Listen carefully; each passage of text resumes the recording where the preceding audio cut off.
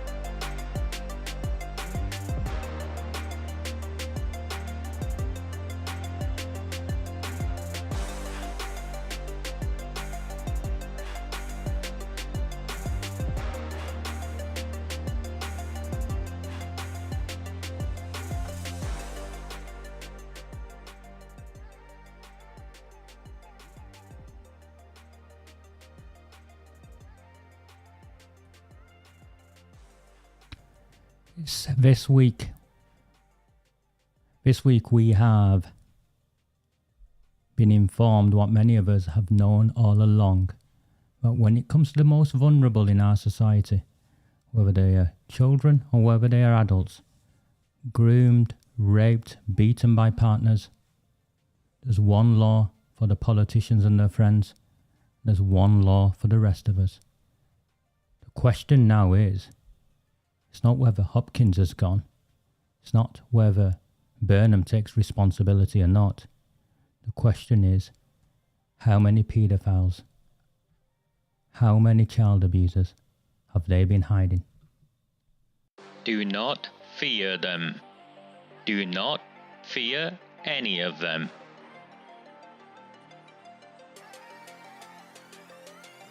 On the 20th of November 2003, James Ignatius O'Rourke McMahon was elected councillor for the Failsworth East Ward of Oldham. Deeply ambitious, he ruthlessly rose to power, and by 2011 he was already leader of the council. In 2015, exploiting a Labour Party loophole, he became MP for Oldham West and Royton. If only the people of the town knew then what they now know. Do not fear them. Do not fear any of them. Arood Shah, Abdul Jabbar, Sean Fielding, Shisha Bars, Riaz Ahmed, Buying Sweets, Chohan and Mushtaq, Land on the Cheap, Dr. Carolyn Wilkins, Under Attack, Another No Comment, Shabir Ahmed, Glodic Baths, Debbie Kashmir, On the Run, Don't Dare Complain, They'll Call You a Racist Son. The cartels control the postal votes and the paedophiles run free. Welcome to Oldham, home to corrupt councillors and their childhood criminal friends. And in control of it all, at the top of the tree, Jim McMahon, the samosa nibbling MP. Still silent on how he used the funeral of the butchered soldier, Lee Rigby. Do not fear them. Do not fear any of them. Cartel Town. Grooming gangs. Postal vote fraud. Paedophile protectors. Still barefaced lies?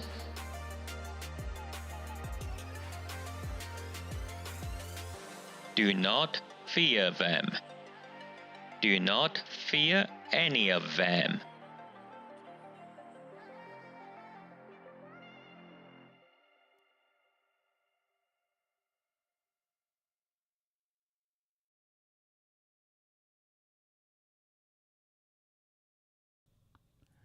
Good evening.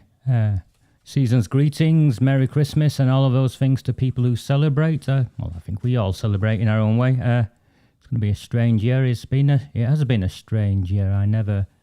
This time last year at Christmas time, I did not think I'd be doing this time this year, or the year would have brought what it has done.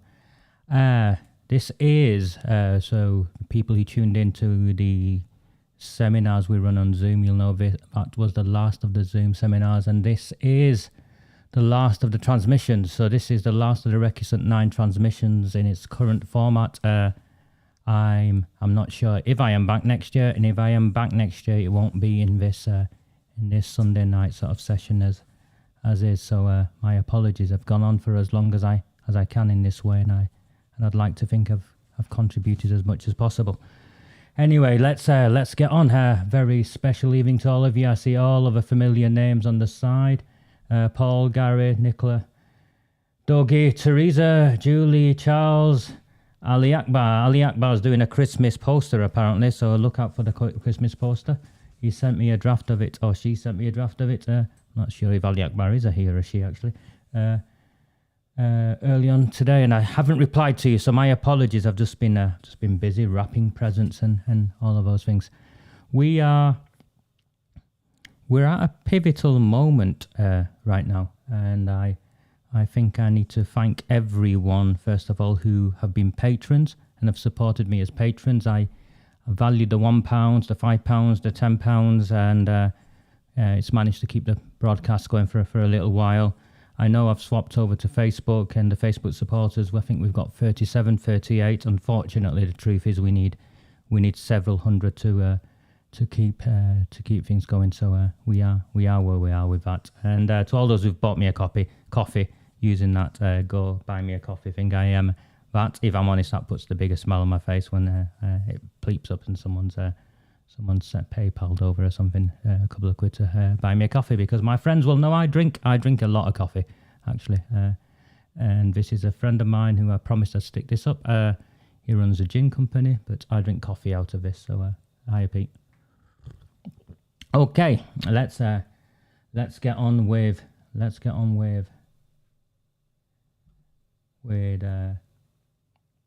how we are going to move forward.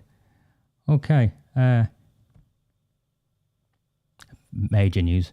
The major news is the resignation of the Greater Manchester Chief Constable, Ian Hopkins. He has sensationally quit after first claiming he was sick with whatever the eye infection is called, laryngitis, something-itis. He claimed he had this ear infection, and then we know he quit. Now, this hasn't been something that's just appeared like this.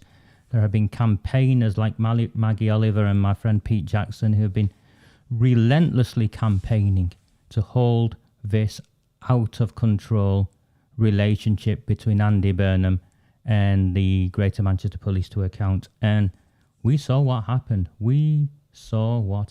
And I will put on the ITV News report that we managed to come up.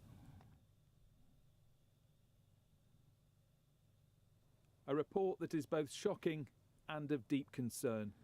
Greater Manchester Police has been found to be woefully inadequate in recording crimes.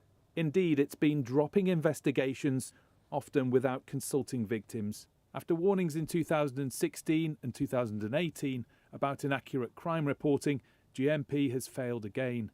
This latest report, found in the year up to June 2020, the force didn't record 1 in 5 of all crimes and a quarter involving violence. That's a total of more than 80,000 potential offences, or the equivalent of 220 unreported crimes every day. They also failed to record domestic abuse, stalking and coercive or controlling behaviour. 1 in 5 101 calls went unanswered. The report also found investigations that weren't conducted effectively. Greater Manchester Police have bucked the trend. They've got worse since our last inspection rather than better. And what I'd like to see is the leadership of Greater Manchester Police explaining very publicly publicly what it is that they're now going to do to address the concerns that we've been identifying now for a very long period of time. For the founder of a Manchester-based anti-domestic abuse charity, there are further causes for concern. 70% of the area's cases were concluded without court action, and 80% of victims weren't consulted about the decision to drop investigations. There's very poor follow-up, which leaves survivors feeling like they're just out alone, and that even when they've made the very difficult decision to ask for help, no one's there to help them. The Greater Manchester Force declined to offer Chief Constable Ian Hopkins for interview to answer for the failures. In a lengthy worded statement, the Deputy Chief Constable said, "We are obviously disappointed by some of the findings in the report, particularly where we have let victims down. However, I want to assure the public that we treat this matter very seriously.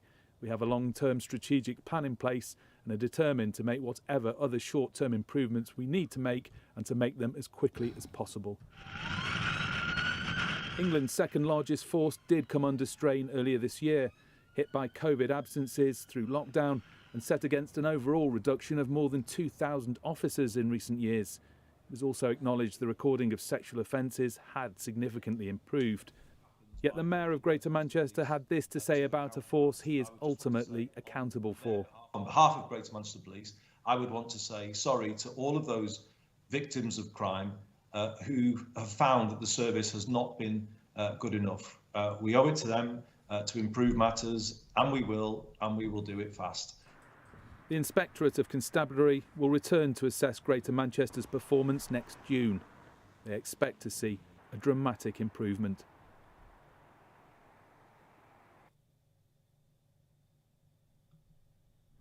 Okay, so there you have it. That is the report that came out.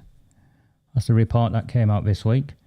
And after that, he went off on sick. Labyrinthitis is what I've been told. And yes, I've had it as well in the past. Made me a bit dizzy, but it didn't send me off work and didn't mean I missed 80,000 crimes. So that's where we're up to. So let's be clear. 1 in 5 of all crimes that were reported, they failed to record. So we report, you pick up the phone, you go on 101 and you report a crime. They failed to record it at their end. Okay, unbelievable. 1 in 5. And of that 1 in 5, 1 in 4 of these were violent crimes. Okay, so 25% of violent crimes over a 12-month period, they did not even record. You've reported, and I've seen the posts all week about people, desperate people, writing how the children were attacked, the houses were robbed, they were mugged, all sorts of horrendous crimes. And these people didn't even have the decency to record them. Now, we've heard all this stuff about the immediate reasons they gave was COVID. Apparently COVID had something to do with it, because and then you go and look at the actual time period they looked at the data, and of course COVID had nothing to do with it, because the way data's recorded, there's a lag on the data, so it's bugger all to do with COVID. Absolute joke of an excuse trying to blame COVID. And then it's funding cuts. Funding cuts was the next one. Now the problem with funding cuts,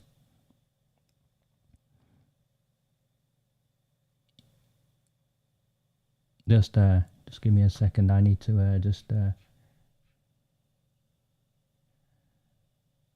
delete someone, I'm afraid. Just give me 1 second.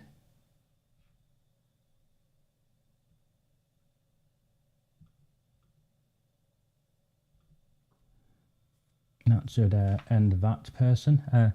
Sorry, that's one of the other reasons why we're having to swap or end these transmissions the way they are. Is I don't think Mustafa, whatever it's called, is going to be the first or the last of these people. So let me get back to this. Funding cuts.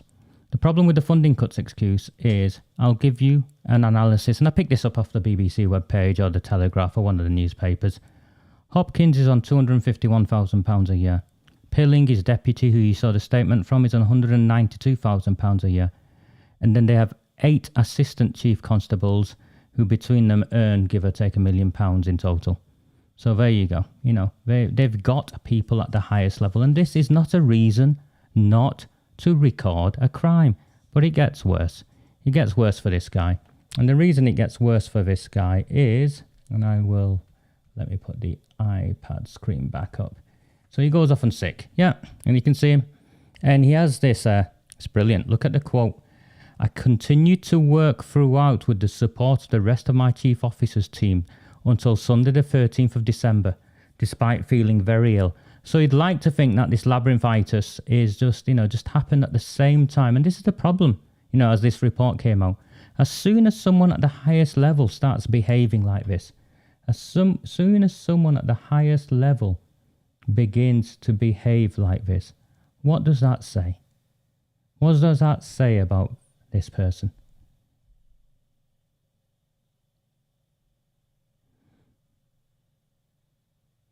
And of course, this is the actual report. So let me just bring this up. This is the actual report. So you've got to go looking for it. But this is the actual report. And I'll just quickly go through some headlines. 1 in 5 crimes. Do you see? Yeah. Not making it onto the books. This is this is the inspectorate's own report. The position is worse when it comes to recording violence against a person, where more than 1 in 4 crimes are not being recorded. Domestic abuse often lies behind these types of crimes of violence. So straight away, women are, crimes against women are not being reported because actually, that's what the code is, and that's how what all that follows through. Okay, so you can see straight away, completely out of order. General findings.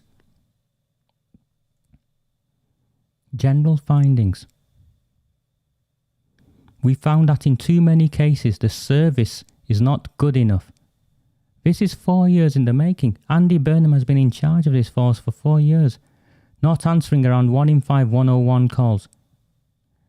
Often not identifying victims as vulnerable at the point of contact. You know what that code means. That means victims at the point of contact ended up being put in worse and more dangerous positions. Again, the violent crime. Behavioural crimes such as harassment, stalking and coercive and controlling behaviour. Again, these are crimes in the main committed against women. Crimes amounting to domestic abuse. And this is the line. They've buried it in there, but you can see it. And those reported by other agencies, including vulnerable adults and children. Children.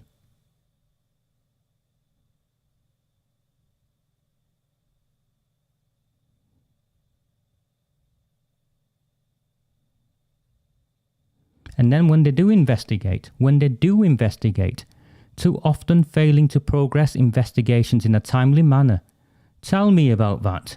Tell us all about that who've complained about Sean Fielding and want him arrested. Tell us all about that who've complained about the illegal sale of Glodic baths and what is corruption at the highest level in Oldham Council.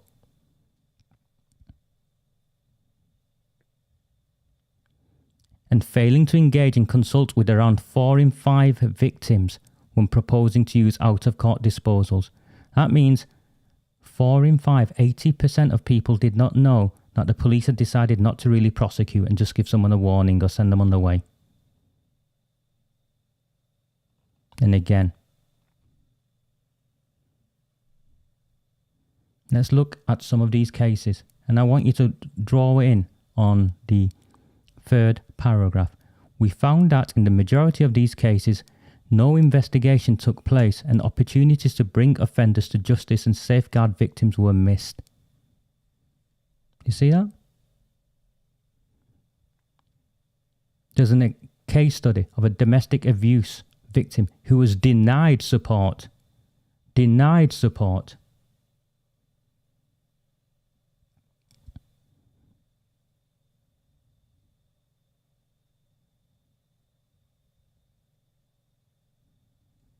Look at the last paragraph. However, crimes referred from other agencies, such as Children's Services, into the force's multi-agency safeguarding hub are not always being recorded. Crimes referred from other agencies.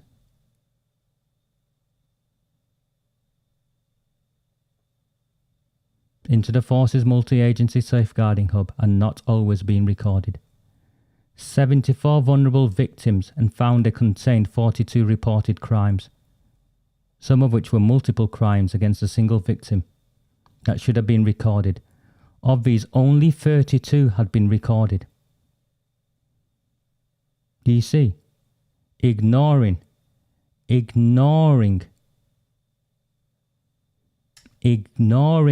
crimes against children, safeguarding crimes against children.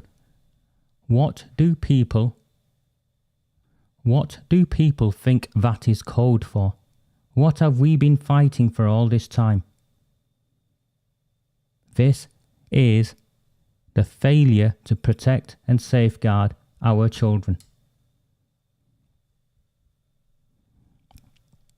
And I'm sorry to do this to you, but I'm going to put this up, because I understand most people just read the headlines and don't, follow up and read and examine the bits of the report, and it's fine. We're all busy, and some of us have got more time to do these things, and you'll see later on why it's even more important. But let me bring up this next bit. Here is a rape investigation case that isn't progressed. A victim reported a rape by an identified subject.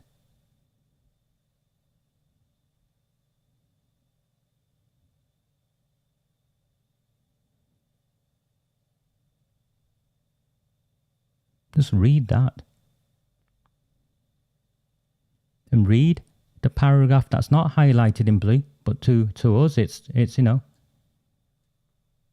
of the child protection investigations we reviewed and which didn't meet an acceptable standard, we found a common theme of a lack of documented supervisory oversight, control and direction. That means they got lost in the system. In one case, there was only one supervisory comment on the crime, which was only entered nearly 2 months after the incident was reported. That means they're not paying these sorts of crimes due care and attention. This is child protection investigations. You know what that means? That means the grooming and gang rape of our children. That means the rape of our kids. That means the sexual abuse, the modern day slavery, all of those sorts of things, neglect.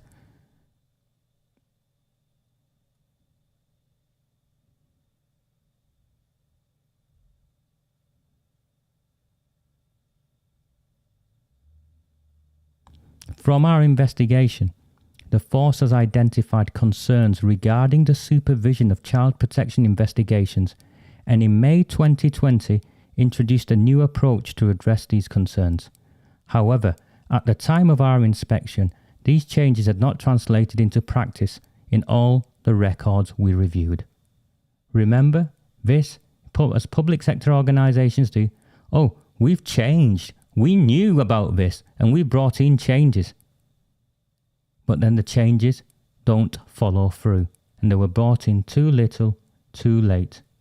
Too little, too late.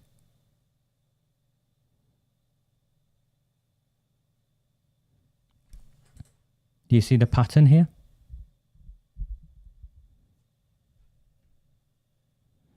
And of course, as a consequence of the report, what happened first of all was he just went on the sick.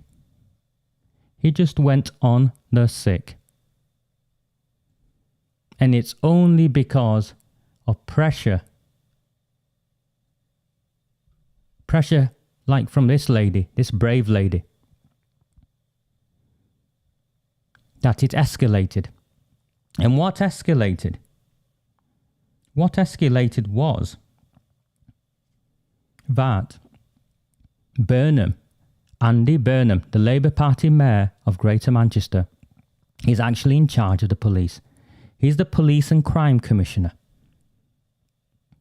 These positions were created to make sure that what took place could never take place. That's why these positions were created. And because he'd failed, and now he'd failed, he did what politicians do best. Rescue Service. Last Thursday, Her Majesty's Inspectorate of Constabulary and Fire and Rescue Services published a report into Greater Manchester Police's recording of crime and services to victims.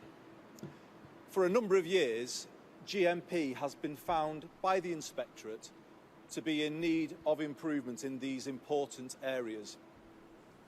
This latest report, carried out in September and based on forced data between April and June this year, revealed an unacceptable lack of progress. The Deputy Mayor and I immediately accepted the report in full, apologised to victims who had been let down, and initiated a series of actions which we discussed with the Inspectorate to restore public confidence. To this end, on Wednesday, we announced plans which the Deputy Mayor will update you on in a moment. I know the Prime Minister has been in Greater Manchester today, and I am grateful to him for his offer to work with me on this. I can assure him that work has been underway all week, and I can announce a further step today. I have agreed with the Chief Constable Ian Hopkins that he will stand down with immediate effect from his duties as Chief Constable of Greater Manchester Police.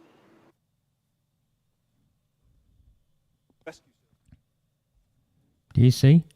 He threw Hopkins under the bus and pretended it had nothing to do with him. But Priti Patel, the Home Secretary, weren't having any of it. Patel attacks Burnham as Greater Manchester's police chief resigns. Home Secretary says Mayor has thrown senior officer under the bus to save his own skin. Anyone disagree with that?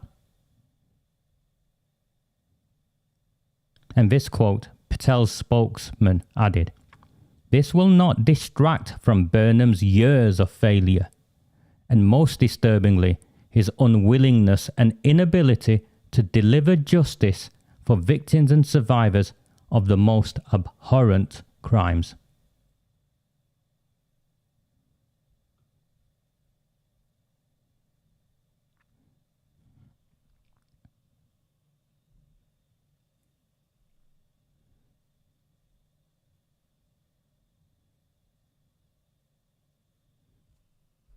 And then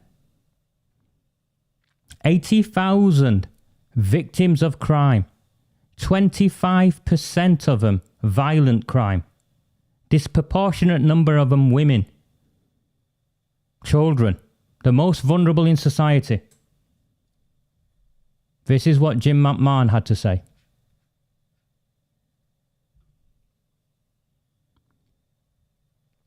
He's letting them know he's closing his office down until the new year.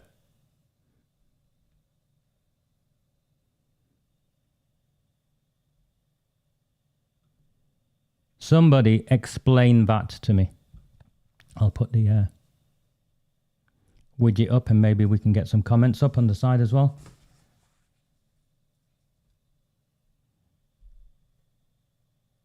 Jim McMahon's reference, no reference whatsoever. But I would be asking, if I was the MP for Oldham, or if I was the MP like Debbie Abrahams or Angela Rayner or Jim, or even the council leader, or whoever the councillor is in charge of children and safeguarding, I would be asking, demanding answers about the vulnerable people in my town who had been failed and what was being done. Absolutely nothing from them. Do you see how corrupt they are? Do you see how they all look after each other? Burnham's looked after Sean and Jim. Because I'm firmly of the opinion, and now I think the evidence from the own investigation shows it, I'm firmly of the opinion that the investigations into Jim McMahon, into Angela Rayner, into Debbie Abrahams, into Sean Fielding, into Oldham Council, into the grooming and gang rape of children in our town has been interfered with by politicians at the highest level in the mayor's office. And as a result, files have gone missing, investigations have been delayed, and the grooming and gang rape of our children covered up to protect politicians and corrupt council officers.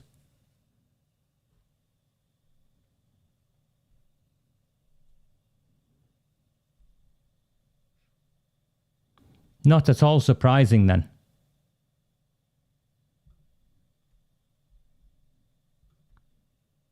But there's a petition out for him to be sacked.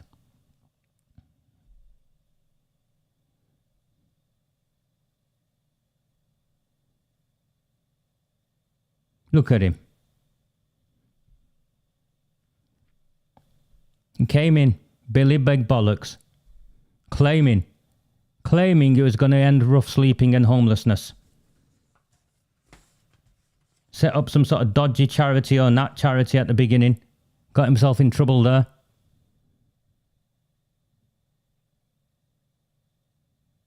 In bed with dodgy business people. Massive scandal over his role in that poor lad who was stabbed to death because the mother of the assailant seemed to have a relationship with him of some form or another because they had a picture together just before, weeks before, days before the trial started.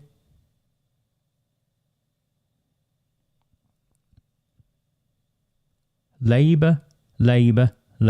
Now I get called, I saw someone post something, and I don't know what the problem with some of you folk, clearly not, not the rabble clearly, but some of the folk who wish to comment on me on Facebook and then tag me in. So by tagging me in, it means I see it.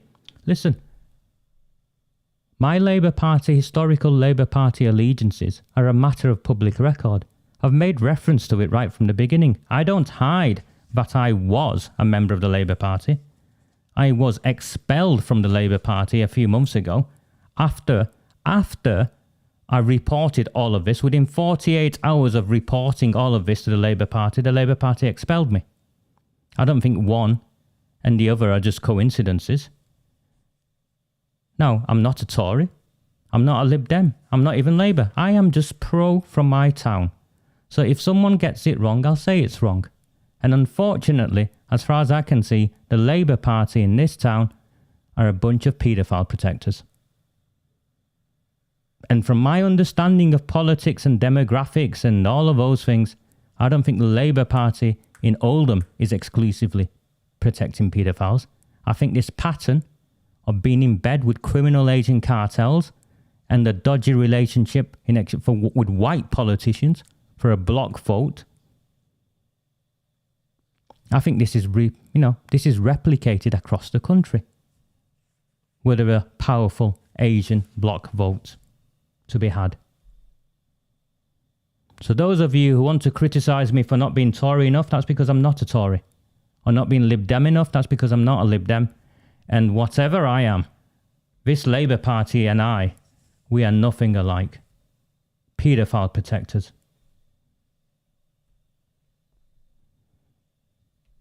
And the context to Oldham, to all of this, and this happened this week, for the really, really busy week. This happened this week. The context to all of this in Oldham. Asked to pop round and have a chat with you about potentially a demonstration tomorrow. A protest, a peaceful protest tomorrow, yeah? There's a chance we can step into a bit of privacy. But it's private here. No, it's private here. Just been asked to point one or two things out to you, Deborah. But you don't really need to point anything out to me because I was at court on Friday. Yeah. Excuse me, I've had a toothache and I'm not talking very well. But I was in court on Friday and the judge has given me permission. I am allowed to go and peacefully protest on Kew Road tomorrow evening. So that's what I will be doing. So I'm going to close my door now because I've got toothache and I'm not feeling very well. So I don't really need to listen to what you're going to say about. You've all seen that. I had to phone Debbie and then beg Debbie not to go and protest because I felt that the police were going to be there to arrest her and come up with any reason to arrest her, because nothing to do with the police officers. I don't agree with what they're doing. And if they want to just say they're following orders, that's between them and their conscience and their families and their children. But this was a politically instructed action. The irony, if there is such an irony, it was probably one of the last politically instructed actions under the old regime partnership of Andy Burnham and the Chief Constable Hopkins.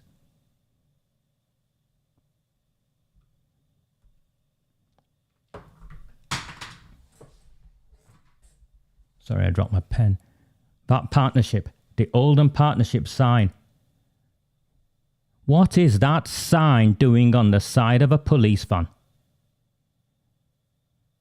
Or is it now they just don't even care that they're in partnership with Arood Shah, who hangs off the arm of a heroin dealer convicted for being Dale Cregan's getaway driver?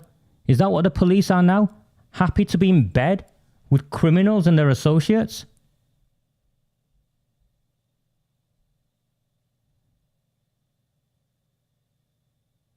How many for this overstretched police force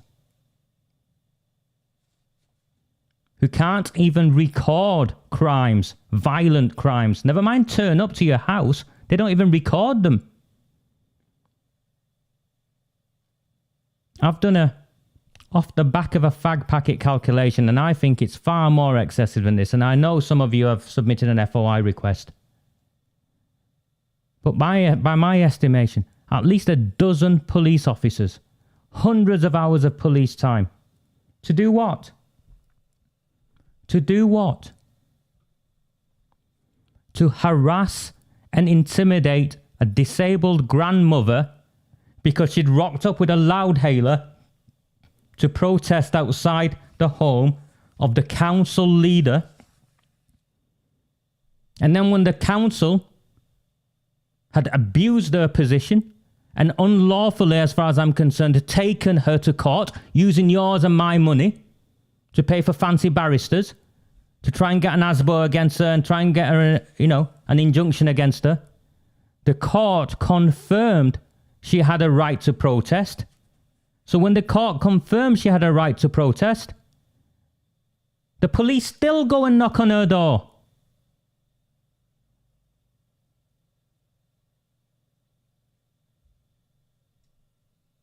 Dozens of police officers, hundreds of hours of police time. A disabled grandmother.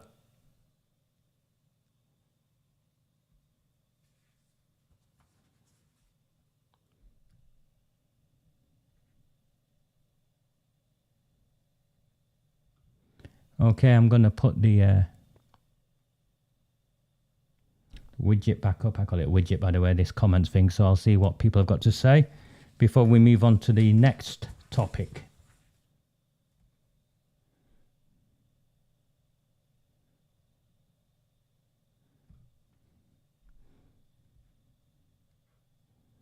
I'm sure Debbie will tell you, or the people of Failsworth will tell you, there were 2 police vans there and also an unmarked police car.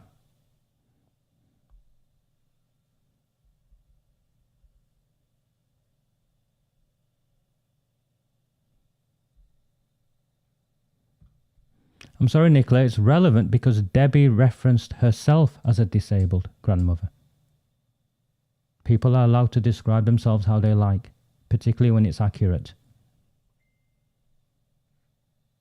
And in the context of this, it is relevant. Because a fit and able 27-year-old girlfriend of Sean Fielding, Sophie Holworth, claimed in her statement to a court when Oldham Council were supporting her, how Oldham Council is supporting her, I have no idea, that she felt so harassed that she couldn't come out to the front door to speak to 3 police officers who turned up because she was scared of a disabled grandmother who was standing across the road.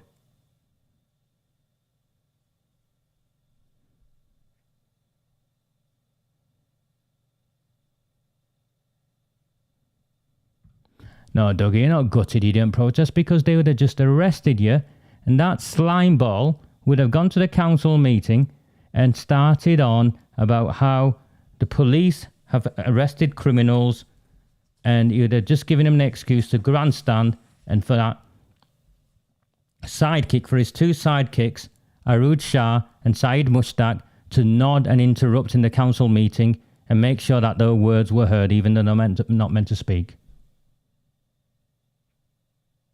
It is disgraceful what these people have done.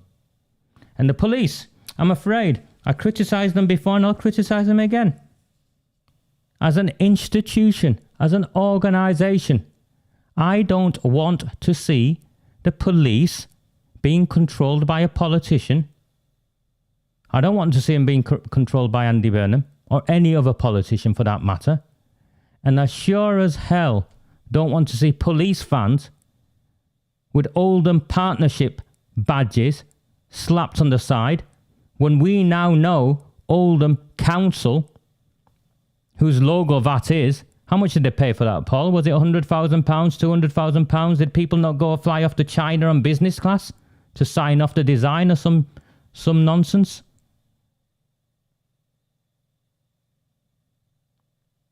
The police should be independent of the council so they can investigate corrupt councillors. The police should be independent of politicians so they can investigate corrupt politicians.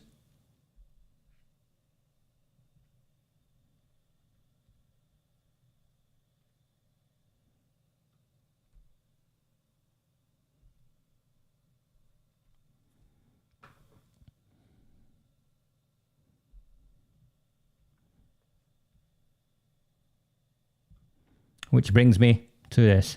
The petition's still up. This picture's clearly gone and the numbers have gone up. But I think we're on the other side of 1,200 now. Please keep signing it if you've not signed it yet, and keep sharing it. The police have been in touch with victims. I won't go into details just yet because I don't want to, but we are forcing them. That's all I can say right now. We are forcing them. One reluctant step at a time. We are forcing Greater Manchester Police to investigate Sean Fielding, because he is a criminal.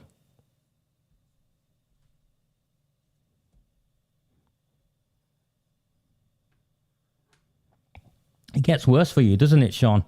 Because my mates in the Labour Party have contacted me deeply concerned. Deeply concerned, Sean. I'll share this with you all. It's a bit of gossip, really, but they are deeply concerned about this.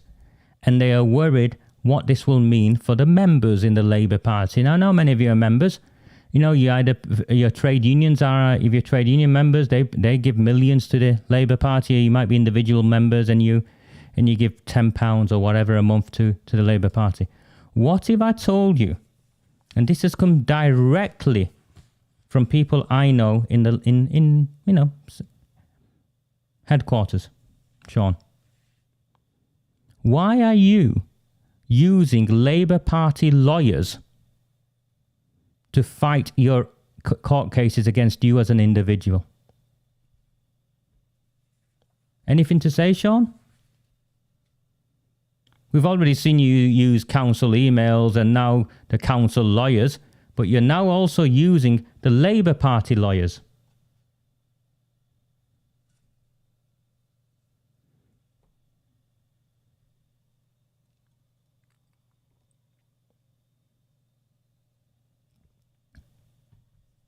Now, I've already, the town's already made its own judgments.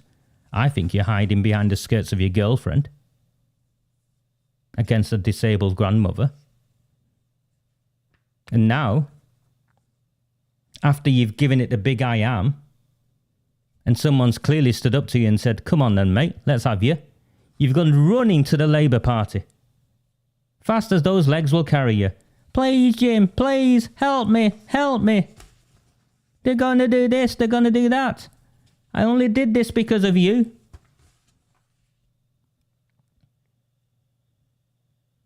future Labour Party candidate for Rochdale, ladies and gentlemen, Mr. Sean Fielding, wants to be Rochdale's MP.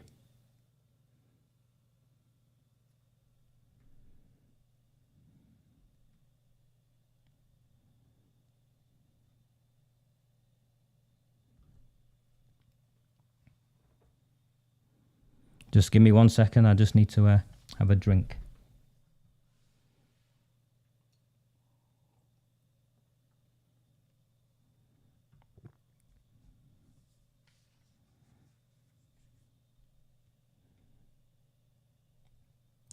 Okay. Many of you will have seen this on Facebook or any of the other sort of platforms that you all follow. The Labour Party's on a campaign. Signing up takes only 2 minutes. This is all about postal votes. You all know my position on postal votes. The Labour Party know all about the dodgy postal votes. They are so corrupt, they will destroy our democracy.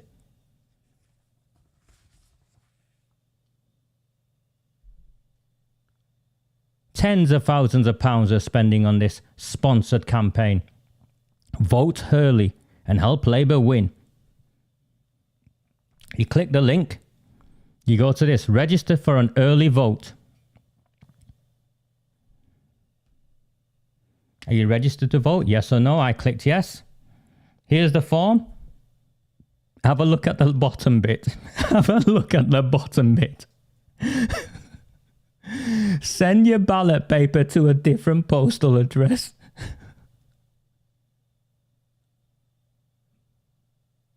Sorry, I shouldn't laugh. Send your ballot paper to a different postal address.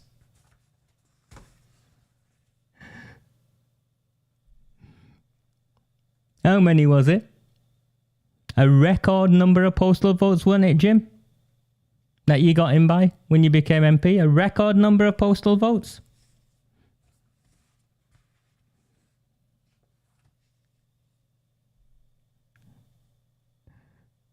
No, Nicola.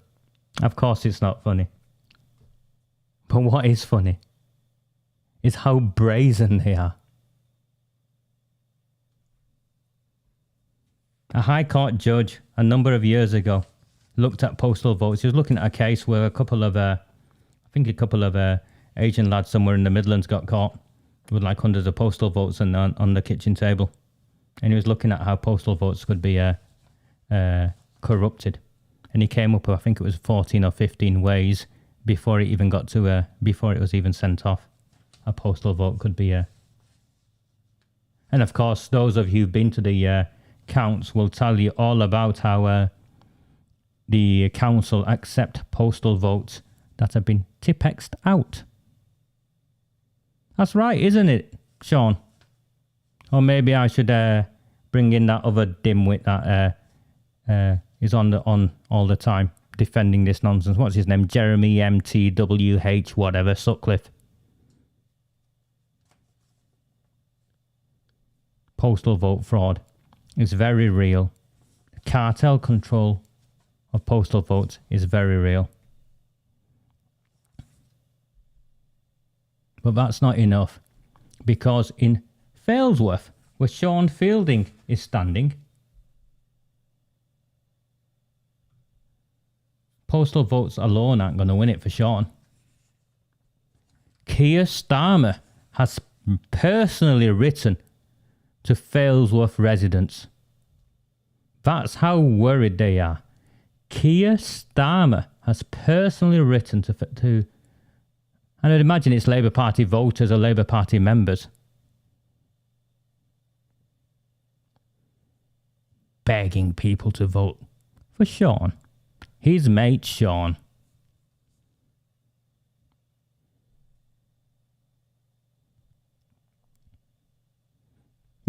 This is what the person who got this letter had to say.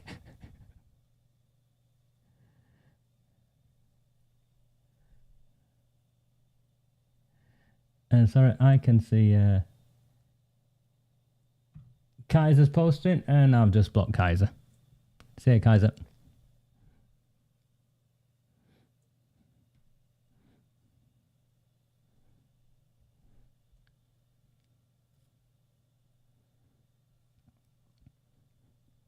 Now, I know some of you say you can't see some of these posts because of the phones or what you're looking on. So maybe when you play it back afterwards, you'll be able to pause it, and I can maybe do this at this point.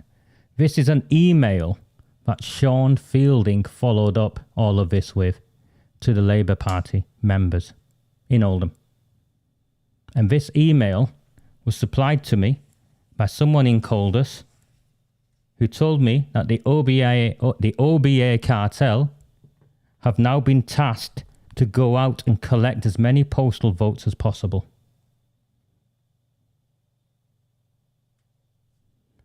So this is what he had to say, and I'll read it.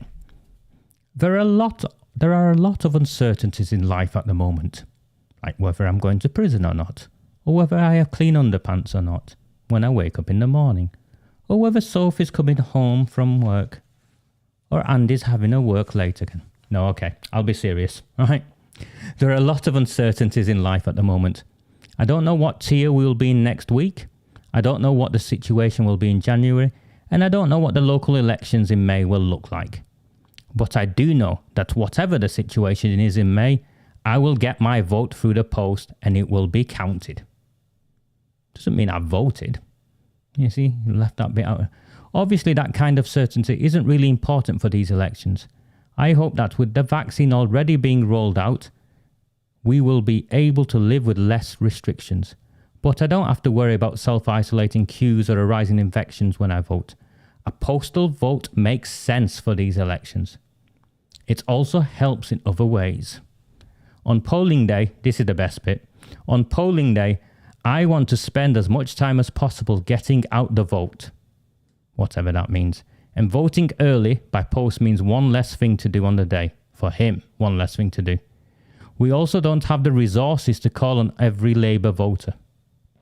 Taking me off that list prevents someone contacting me on the day instead of focusing on someone else. It also takes a vote off my street, which can change how we prioritise which streets we knock so we can best manage our resources. If every Labour Party member in Oldham got a postal vote, it would make a huge difference to our chances on election day. Getting one is easy, even if you're applying for yours or someone else's. No, he didn't say the last bit, but I couldn't help myself.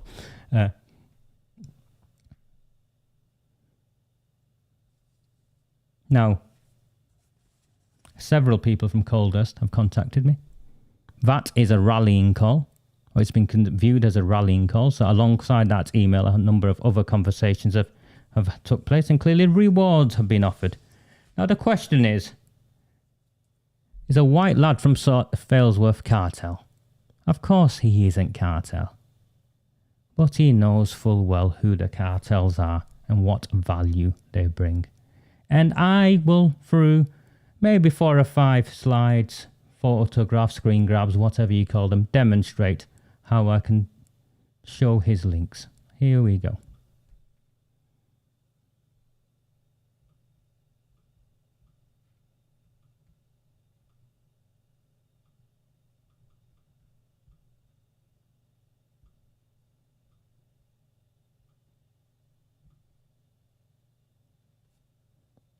Sorry, I've got a problem with my iPad screen, but it comes up this way, so we'll do it this way. Here he is at the former Glodick Baths with Arood Shah and someone from the Ghazali Trust. Greater Manchester Police, you're going to have to either arrest me or investigate the sale of Glodick Baths. Sold in the lead up to an election during Purdah at a discount price to an organisation with a direct relationship to a candidate at the election, said candidate there, Arood Shah. Ghazali Trust, Sean Fielding. Arood Shah's relationship to cartels and drug dealers is well known.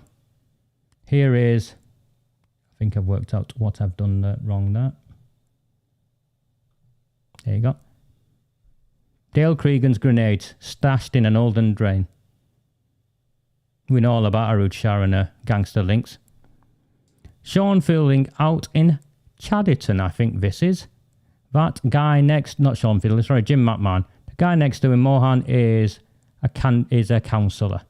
Two guys, along in the greeny sort of, with the glasses, the green sort of jacket. It's a guy called Mr. Mohibur Rahman, senior figure in the OBA.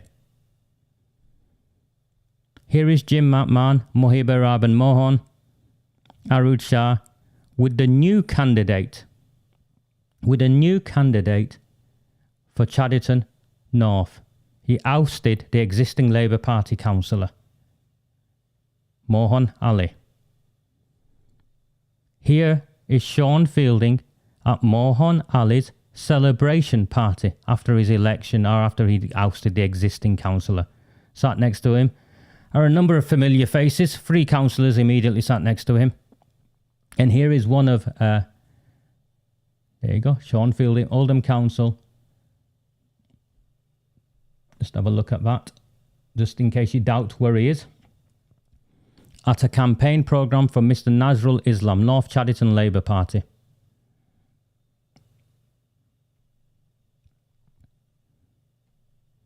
Nazrul Islam now in his office, campaigning for Sir Keir Starmer to be Labour Party leader. There you go.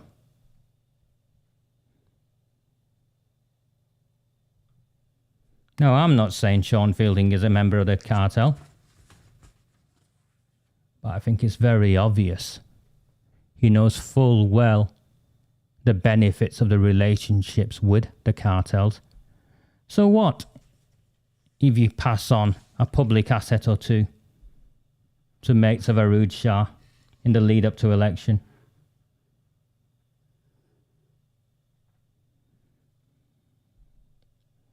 Let me put this widget back up and see.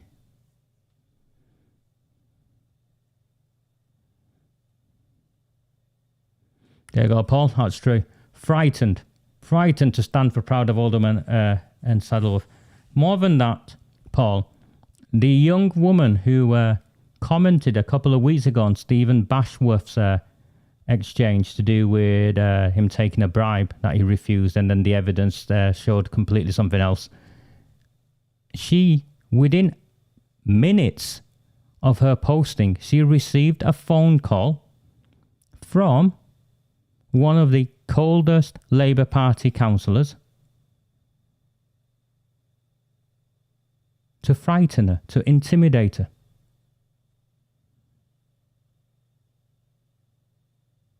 Intimidate her.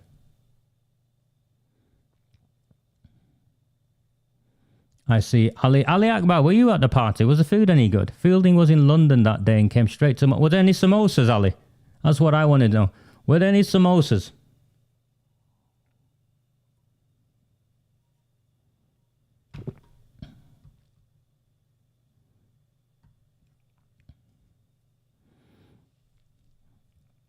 Abdais, I'm sure that's a pseudonym. Yeah.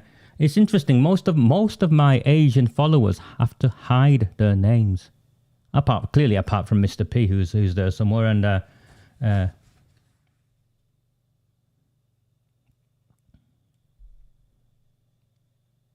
Muhammad Ali was at the meeting.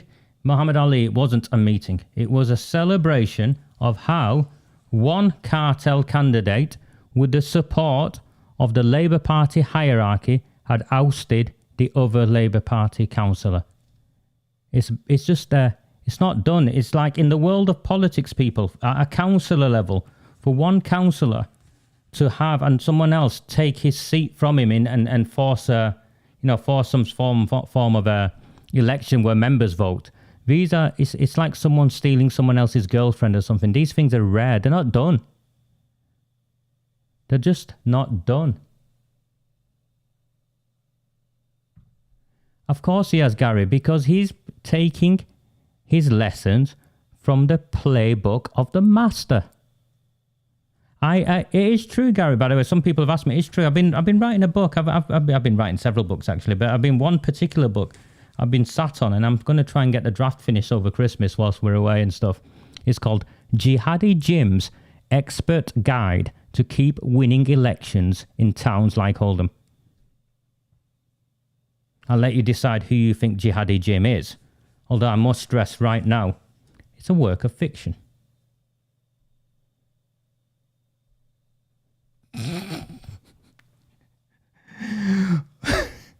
All the food and drink was on sale.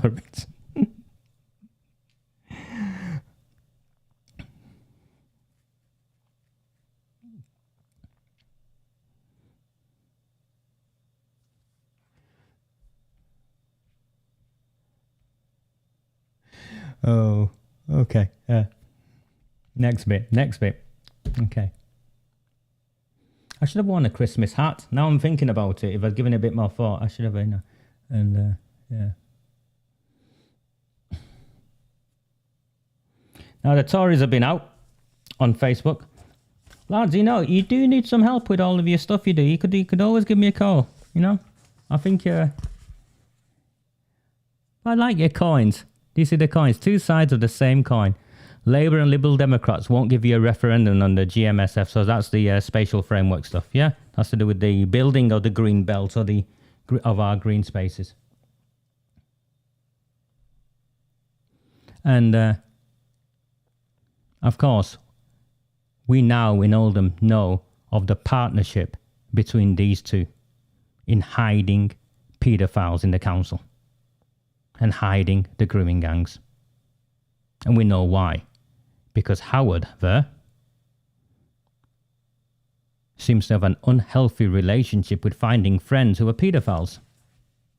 Cyril Smith, Rod Blythe, who he still refuses to say when he knew. Remember that glowing eulogy I played and replayed? My suspicion is he stood up and said all of that when he already knew. He knew. Pedo protectors. But the Tories are late to the party, and these young guns, and I like them. I do like the young guns. Maybe after lockdown I'll catch up with them for a drink or something. And they're going for it. They're absolutely going for it. So at the council meeting last week, the online council meeting,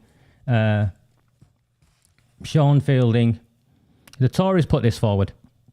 They wanted Oldham Council to support their plans to put the 9 council GMSF plan to a referendum. Both Labour and the Lib Dems voted against it. Both Labour and the Lib Dems voted against it. So what that means is there was a plan for all 10.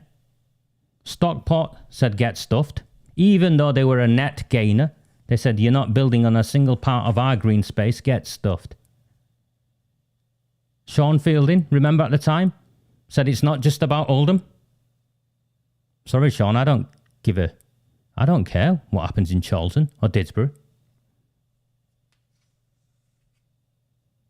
Well, now, it seems Andy Burnham is creating a new master plan for the other 9. And if Stockport was a net gainer when there was 10 involved, that means there'll be more stresses put on the other 9. And what the Tories wanted was a referendum. We, the people of the town, decide whether we want to be part of this or not. And the Lib Dems, all this time, the Lib Dems are saying, we're for the green spaces. Seems we're only for the green spaces unless we've got to vote with Labour. Otherwise, they might share our dirty secrets about how many more paedophiles we're linked with. Or is that wrong? Why would the Lib Dems publicly say we're against the building on the Greenbelt, we're against the Greater Manchester Spatial Framework, and then block and vote with the Labour Party to block a referendum? There's a contradiction there, do you see? So my take on this is Sean Fielding has dirt on Howard Sykes. Because the Lib Dems could have voted against with the Tories and it still wouldn't have made any difference because the Labour Party have 40 or 50 odd councillors. So they would have won anyway.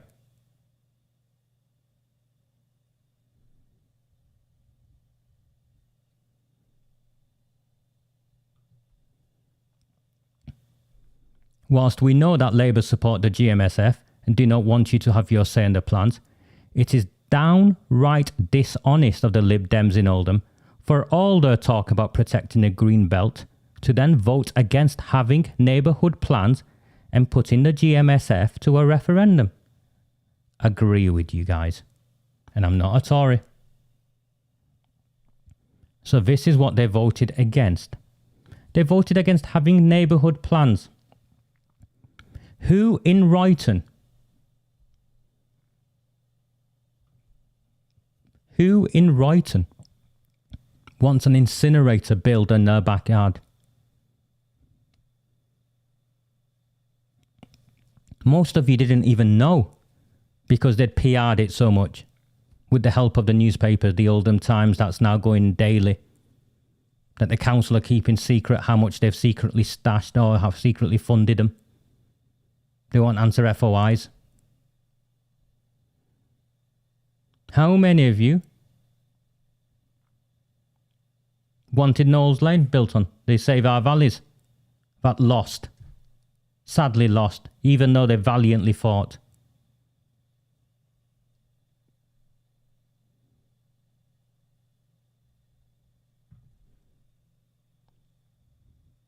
So they don't want us to have our say on a referendum because we're not allowed to vote. Does that sound familiar to the Brexit stuff? We can't be trusted to vote with what they want. So they take the decision away from us.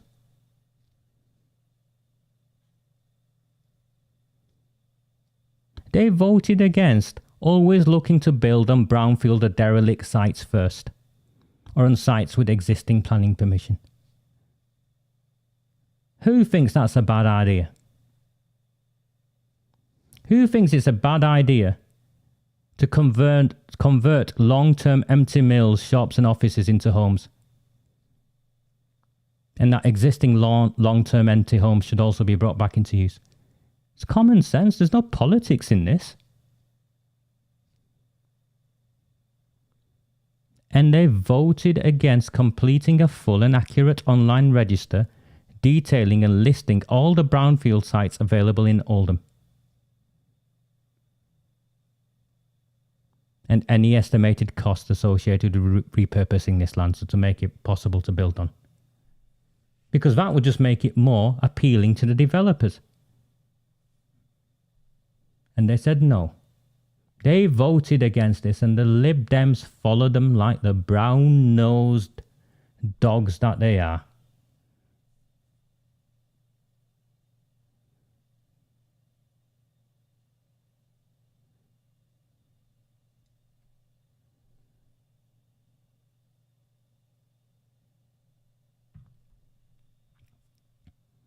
Now, I don't know this guy, Abdaish, or how long he's been posting on here following us, but you can see he's just repeating, thankfully, or reiterating, perhaps it's a better term, all of the things I've shared and I've been sharing with you about postal votes.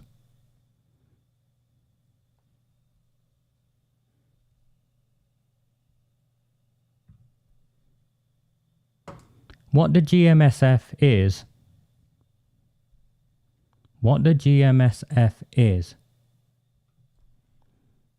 an arrangement like with the European Union but a very local level where Oldham has its place.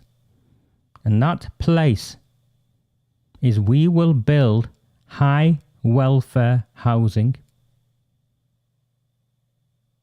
that attracts more people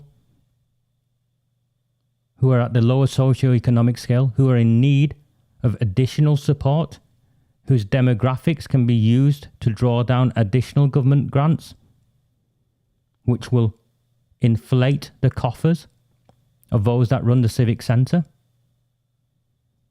And then we will also build houses on the outskirts, on the greenbelt, wherever, those picturesque houses at £500,000 a pop that most of us can't afford, that will attract the wealthy from elsewhere, who rely a very minimal amount beyond the street lights and your bins being cleaned, taken away, on council services, but you can fleece them for the highest rates of council tax.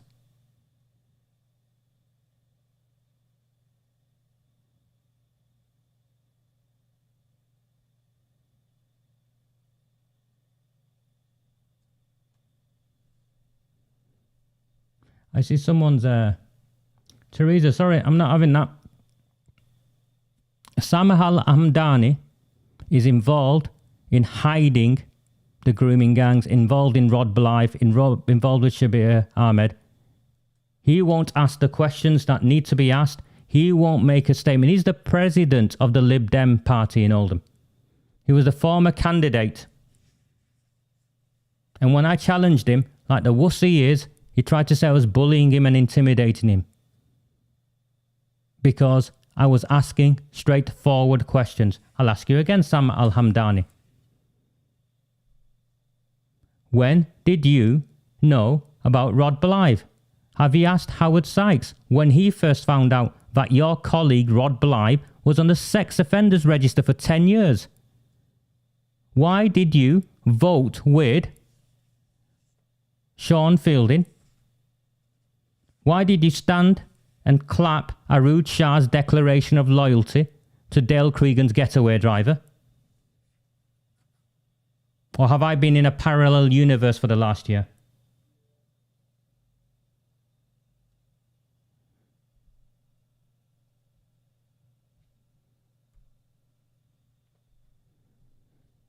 But this is what they also voted against. Of course they voted against this. They voted against strengthening the Declaration of Interest procedure, the Register of Interests, and there are all other policies where there could be perceived or actual conflict of interest, either for councillors or council employees, so as to make sure that members do not leave themselves open to, or perceived to be open to, improper influence through the acceptance of gifts and hospitality or otherwise.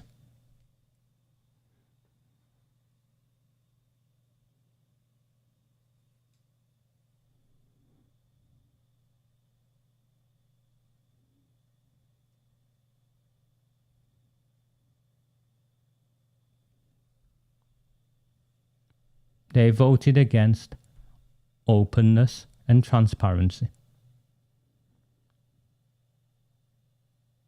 Remember, this is more than just about a councillor walking out of a restaurant with a barrel of beer under his arm, apparently on sale or return.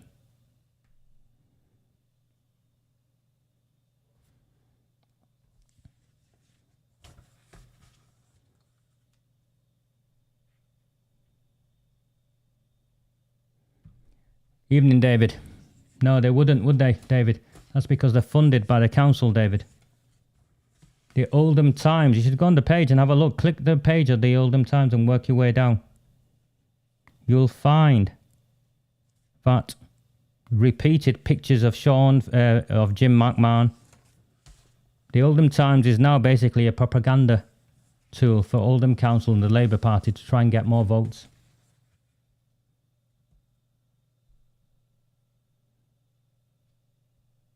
You don't have to apologise to me, Teresa. I'm just letting you know what I know of Sam Al-Hamdani. The Lib Dems in Oldham have direct links with paedophiles. And they also have hidden links with a councillor of theirs, Rod Blythe, who was convicted and placed in the child sex offenders register for 10 years.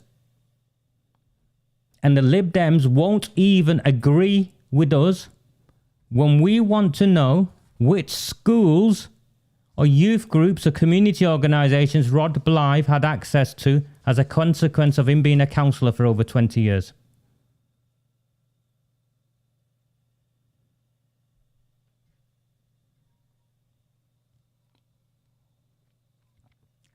But when I ask my questions in the way I do, and I make no excuses for being forthright, like Sean Fielding and his 27-year-old girlfriend claiming harassment, Al-Hamdani claimed I was bullying him. You're a weasel, aren't you? Because that's what weasels do. Try and divert away and try and become a victim. You're there in a position of responsibility. You stood to be MP, lad.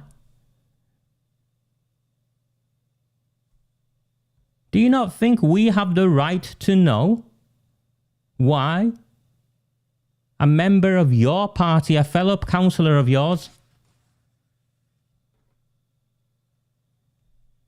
was placed on the sex offenders register and that news was kept from us? Do we not think we have the right to know which schools he may have been a governor at?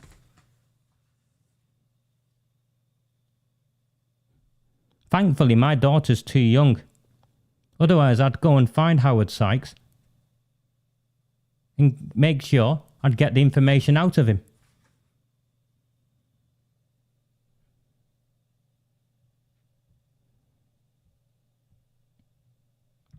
I see Emma. I'm afraid I don't know you, Emma. Do I? Welcome to the platform. I've not seen you post before. Are you going to explain the picture? Of course, I'm going to explain the picture, Emma. If you know me, you know by now that I explain everything. But I have a sequence I'm going through, Emma.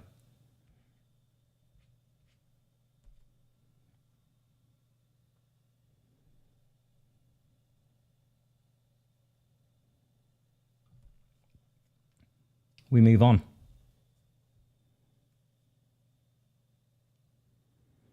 This is an old headline, but it helps set the context.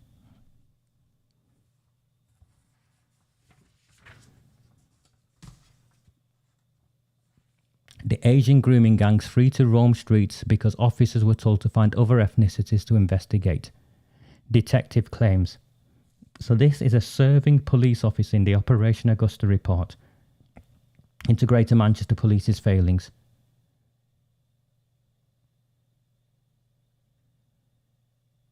And no one has reason to disbelieve him. The police haven't said, they never said this. But they were told to ignore the Asian grooming gangs and find other ethnicities to investigate. The reason why I'm talking about this now is because the grooming gang report was published this week. And Sarah Champion was appointed to help the conduct of this new review, along with Sam and a couple of the other victims and stuff. So, they had a reference group. So they're a decent reference group to help conduct this review. The problem is, this is what took place at the beginning. Sorry, let me just put this in context. So the review, this report came about finally, with Sajid Javid doing this speech. So Sajid Javid was the Home Secretary. Relevant Pakistani origin. Okay, Pakistani origin bloke from Rochdale. His father was a bus driver or something. Okay, his story of growing up and is, regardless of your politics, is worth listening to. But this is what he said. Fact. Offline, the scandal of child grooming gangs is one of the most shocking state failures that I can remember.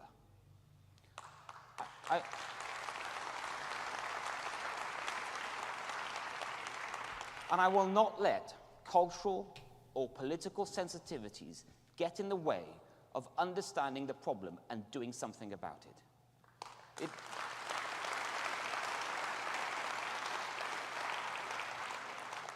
is a statement of fact, a fact that both saddens and angers me, that most of the men in recent high-profile gang convictions have had Pakistani heritage. This behavior is a disgrace to that heritage. Now, just as there is damage in insensitive words or actions, these cases have shown the cost of being oversensitive, as well as the awful cost to victims. If problems like this are left unchecked, they will also give fuel to those who want to stoke division between our communities.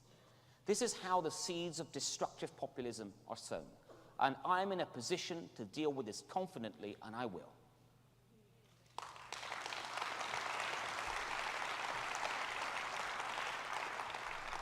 There you go. Okay.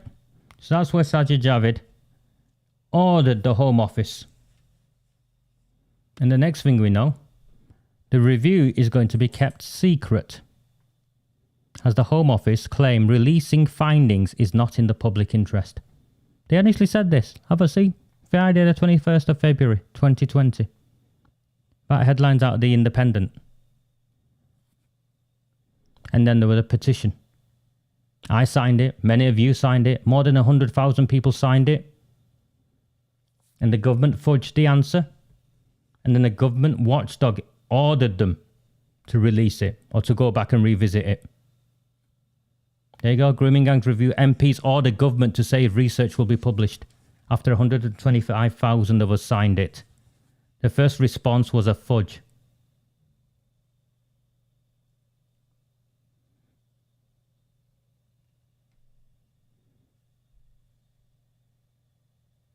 Yep, see? They claimed it was internal. And then, because none of us went away, there was a massive U-turn. They were going to publish it. After they'd massaged it and play about with it. Of course they massaged it and played about with it. And when it was released, The Guardian jumped on it. Most child sex abuse gangs made up of white men, Home Office report says.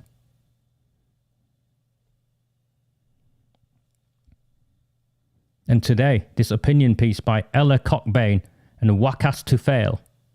A new Home Office report admits grooming gangs are not a Muslim problem.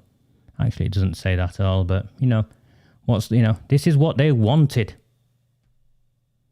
And Rochdale Online, jump in. Grooming gangs from diverse backgrounds, says Home Office after long-awaited review. Rochdale Online. Oh my God.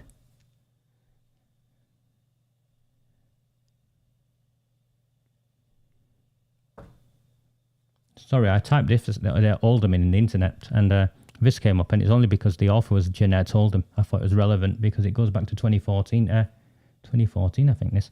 But Birmingham City Council hid links between Asian cabbies and child sex victims for 23 years. Shabir Ahmed was a taxi driver in Oldham, by the way, as well, in his past.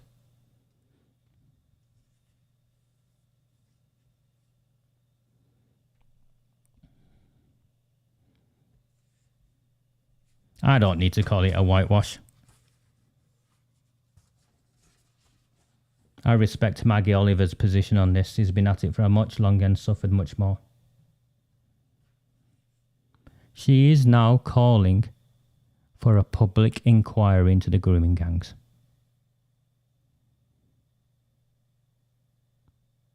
The report published by the government on Tuesday isn't worth the paper it is printed on. Sorry, I've got to put this up. I've really got to put it up because I've not. Maybe the diverse backgrounds of different villages in Pakistan. Oh, is that funny? Is that wrong for me to laugh at that? Okay, I've got some notes. So I'm going to put myself back on the screen. But if I'm looking the other way, it's because I need to read these notes because the notes are important.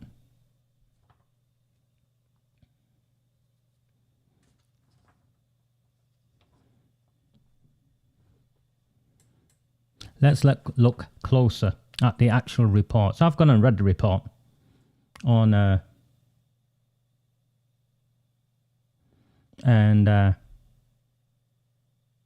it's what I said to someone on one of my the Zoom seminar I have on Thursdays. Well, I think someone said it tongue in cheek. Say, you actually read the stuff then? I read everything. How do you think I get to this position? I spend hours and hours, days, weeks, reading everything, making sense, writing notes. It's what I did for a living for 30 years. Which is probably why I can communicate the things I can communicate.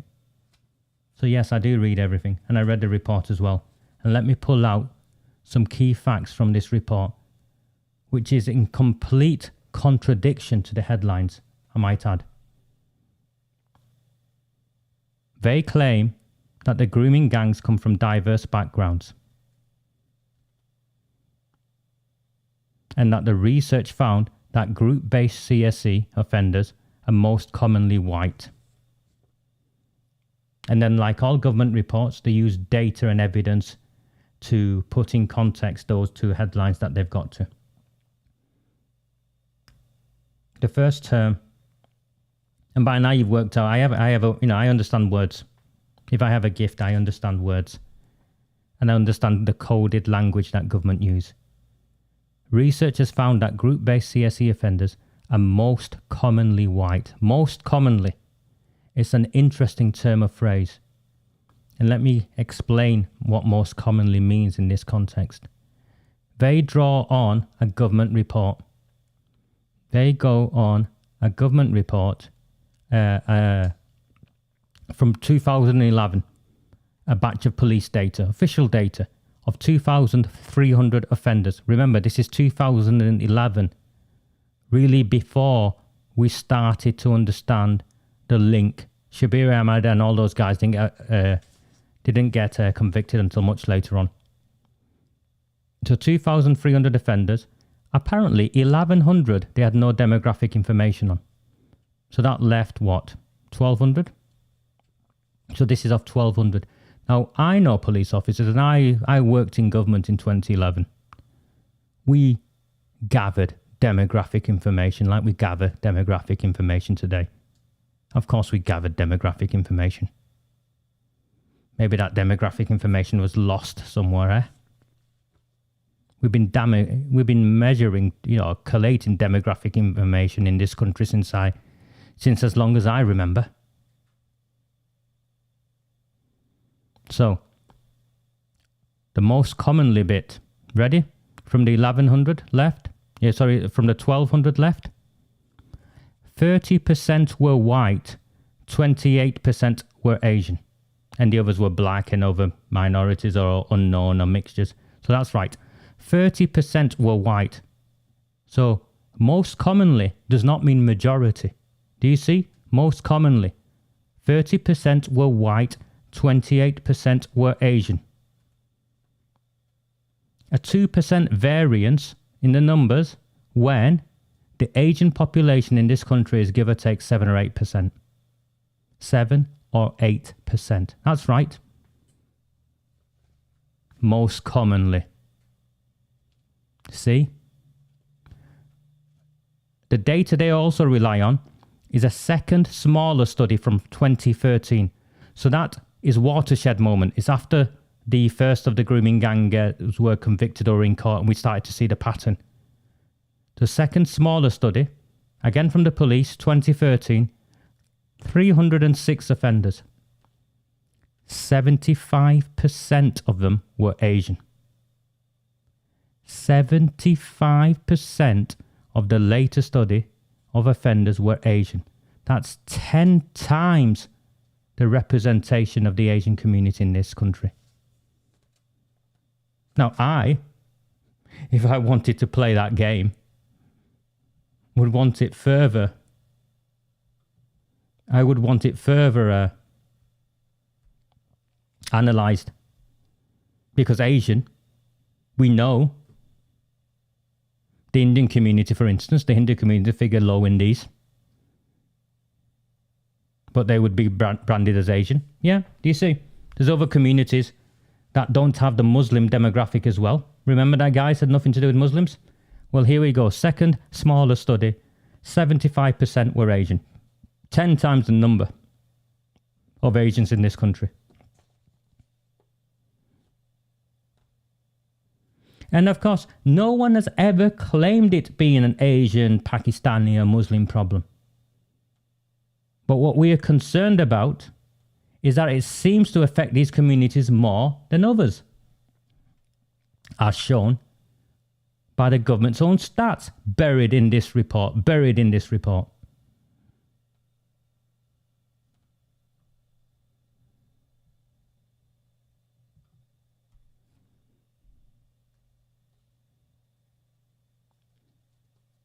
And the report throughout it repeatedly makes reference to the lack of data.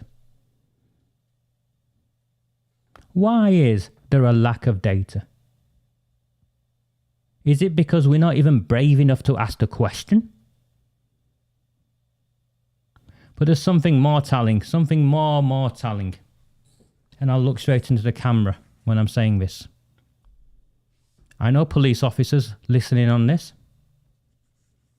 Why are we asking the police for data on the demographics and characteristics of the grooming gangs? Surely we can go, the Home Office, this is the Home Office. Surely the Home Office can press a button and within a day collate the demographic information of everyone convicted of grooming gang offences. We know there's somewhere between 500 and 1,000 people convicted of grooming gang offences in our criminal justice system. So they're either locked up or been let out or disappeared whilst on bail and sneaked back out the country to Pakistan or wherever.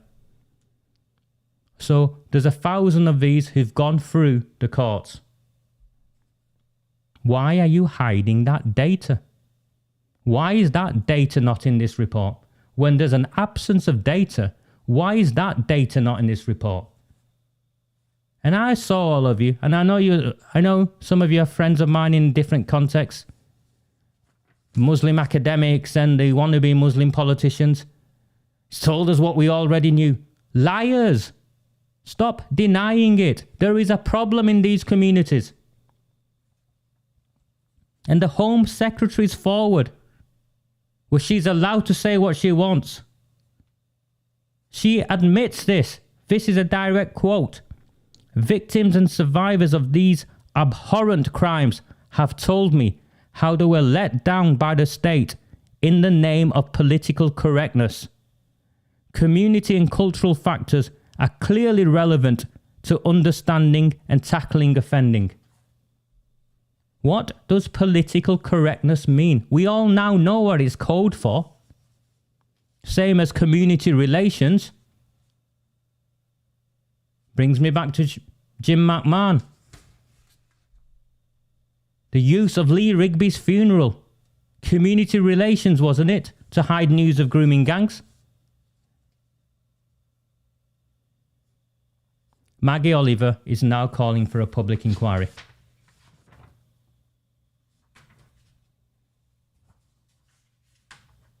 I'm with Maggie Oliver.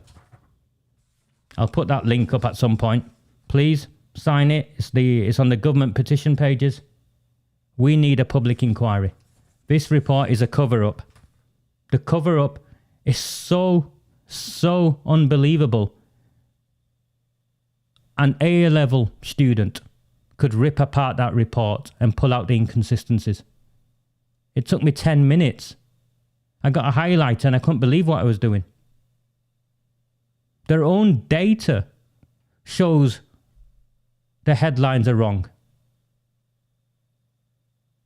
Their own language shows that they set out to deceive us most commonly. And the omission of convictions. Why omit the convictions from your data?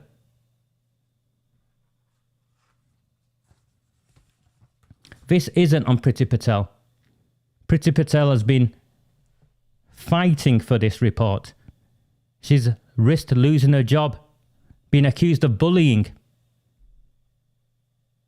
in the Sam al-Hamdani style of bullying because she wouldn't go away and kept asking for information because she was elected by us, she was appointed by us, and these civil servants work for her. And they didn't want to give her the data.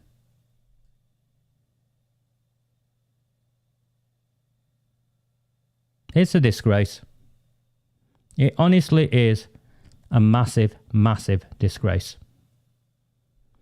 If you give me 1 second, please. I know the transition will play, but I won't be at my screen. I just need to refill my cup and I'll be back. Do not fear them. Do not fear any of them.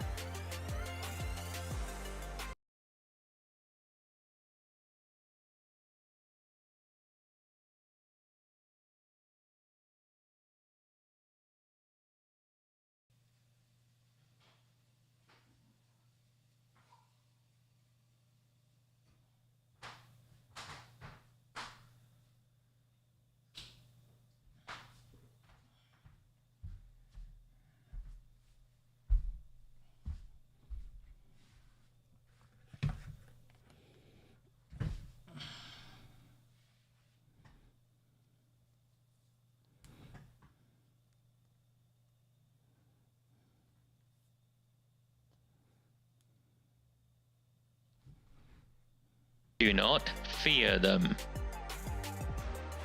Do not fear any of them.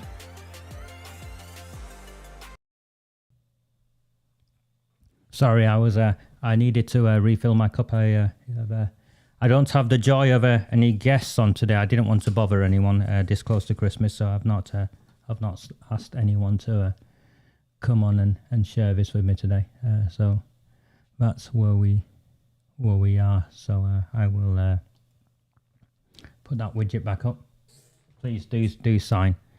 Those of you who've dropped me some text messages whilst I'm doing this and asked me, yes, this is the last of the Recusant Nine Transmissions for the year. I was planning on trying to squeeze a Christmas special in, but I honestly, if I'm honest with you, I'd rather spend time running around with my kid. So that's what I'm going to be doing over Christmas. I've got a couple of commitments, including a court commitment I need to honour this week, which I might post about depending on what happens there, and then that's it me for Christmas, I'm afraid. In January we are probably going to do a supporter only sort of thing. It's getting difficult for me to run this platform the way it is, and we've got 38 supporters who each give £3.49 a month. I'm very grateful to all 38 of them, and some of you I know have bought me a coffee using the buy a coffee link, who I'm also grateful to. But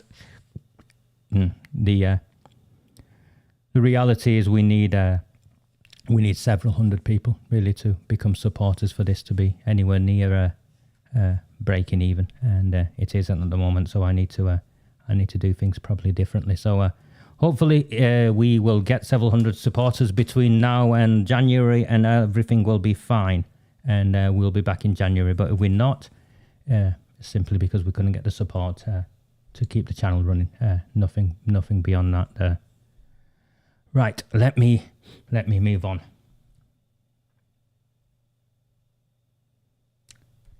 Moyab, you sat comfortably. I've been reading your attempts at poetry and whatever the guillotine thing was. I found the guillotine thing hilarious. Too much time on your hands, mate. Far too much time on your hands. So let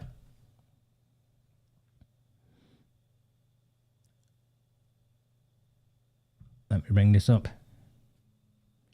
Oh yes, Moyab's here. I think I want to start with this.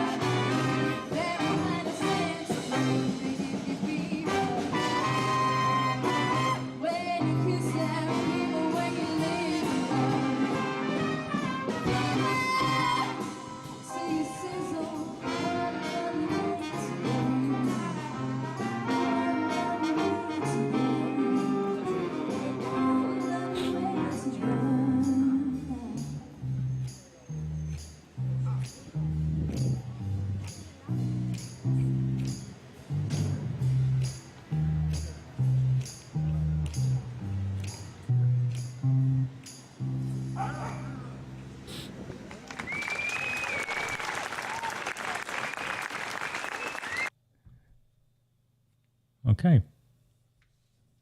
You give me fever. Interesting choice of song. For a Failsworth, but did you see Sean Fielding? I'm sure you all saw Sean Fielding, a young, trimmer Sean Fielding, second to end, playing his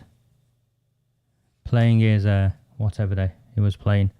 But you also would have seen the many young people in that band. I'm sure you all saw the many young people in that band. Now again, I brought this up last week, and I'm going to finish with this, I think. And what you believe and who you believe is entirely up to you. All I'll say is, regardless of what my critics have repeatedly said about me, I have brought evidence to every concern I have raised. And every concern I have raised has been a concern that has subsequently been echoed by the people of my town and beyond. Last week, I raised with you that Sean Fielding was a governor at the Co-op Academy in Failsworth. Although there were no records of him being a governor on the website of the school, I demonstrated through his own Facebook bio that he was a governor of the school. He's also clearly a member of the Failsworth band. I mean, he blows his own trumpet, he talks about it all the time, and here you have him playing with, I would say, a number of those young people are minors.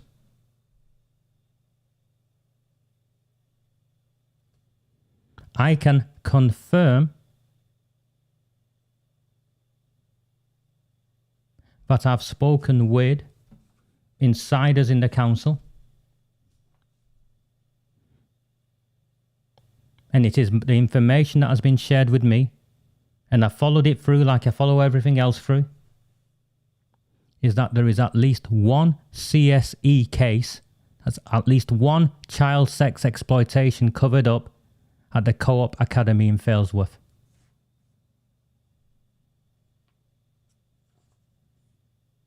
My information is Sean Fielding, remember, ex-governor, involved in the band.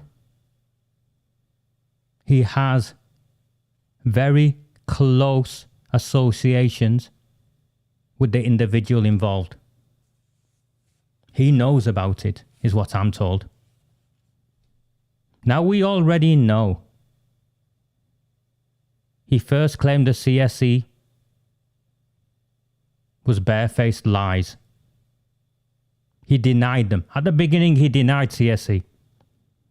We then know he restricted the investigation through messing about with his terms of reference, and then prevented a motion calling for the Home Office to come and conduct an inquiry themselves. We know he tried to silence and intimidate victims with that article that was run in the Oldham Times by his mate, Charlotte Green, at the same time as letters went out to victims. But we now know he is closer to this than even I suspected at the beginning. I believe that just like Jim McMahon used the funeral of Lee Rigby, Sean Fielding is directly involved in a CSE cover-up. And if I had a daughter at the Co-op Academy from 2010 onwards, give or take, or if I had a child that was in any way involved in this band, I'd be knocking on Sean Fielding's door right now and demanding to know what he has kept hidden.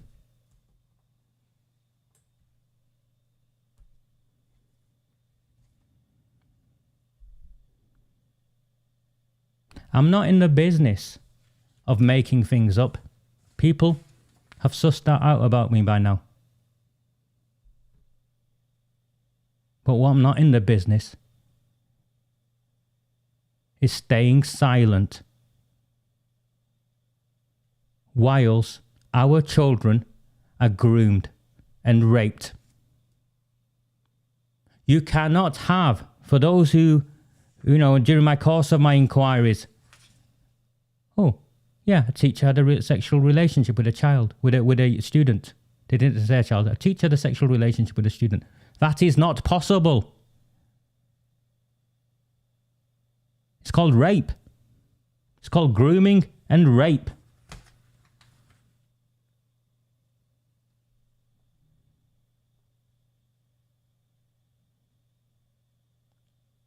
And if the governors were involved, because the governors would have been involved, who was the chair of governors at the time? Let me bring it up. Just give me 1 second.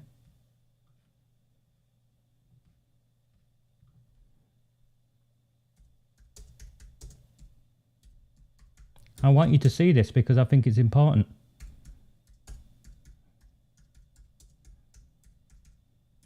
Yeah, that's my one finger typing.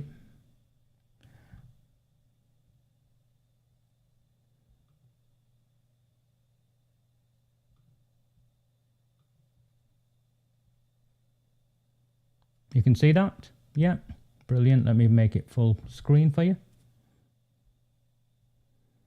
These are the governors now. I don't know any of these people. Mr. Quirk is the head teacher, I think. Someone might want to ask him what's going on. But have a look at this. Past governors. David Hayes. Resigned 18th of the 6th, 2020.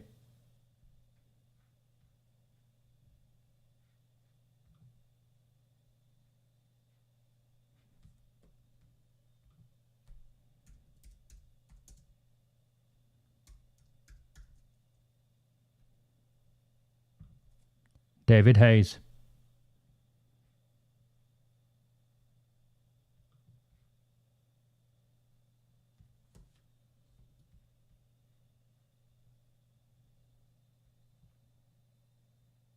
Former Member of Parliament.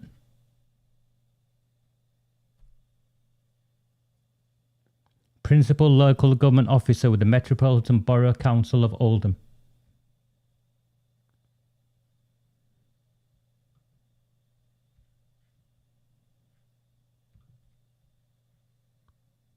Was he chair of governors at the school up to 2020? Was Sean Fielding a governor? When was Sean Fielding a governor? What about this band? The local authority would have had a governor on that governing body. All this time I have said the council need to come clean. And now it transpires we know why the council are not coming clean.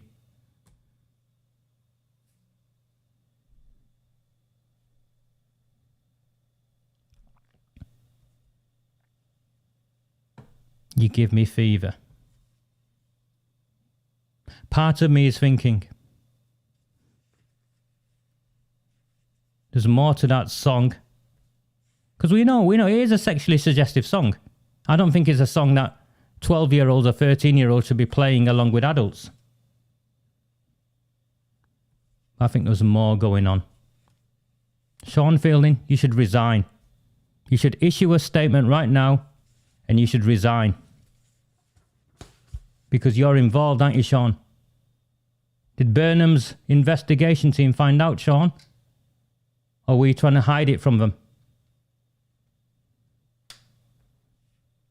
What's happened? If I was a parent of a child, of a female child who went to the Co-op Academy from any point from 2010 onwards, I would be knocking on Sean Fielding's door.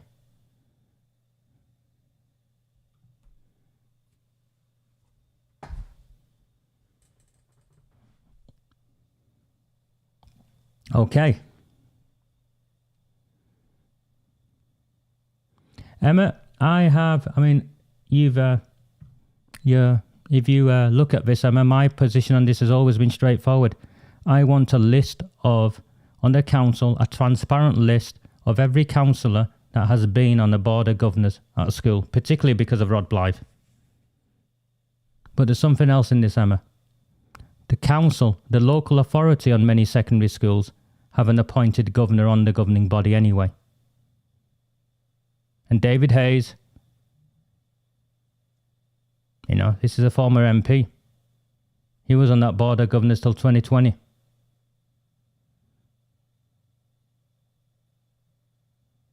Amanda Williams, David Hayes was on the governing body, as I just demonstrated, of that school. Who knew?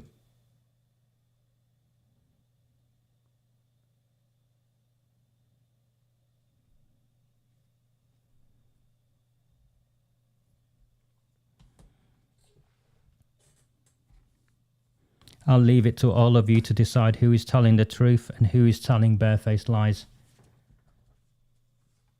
When I set out on this, I started with just the webcam and a Facebook post, and it went on for several hours. And I've been coming back every week, and I've been doing this as best I can. My apologies to any of you who have said anything untoward or have come across too aggressive or said anything wrong. Please, my sincerest apologies. I am just trying my best. I know many of you message me afterwards, and then you'll know if I've said something inappropriate. I'll always hold my hands up and I'll apologise to, and I'll apologise to in person. But putting aside my failings, and I have many, what I've shared with you over the last few months, this cannot go on. People of our town, this really can't continue. Do not fear them. Do not fear any of them.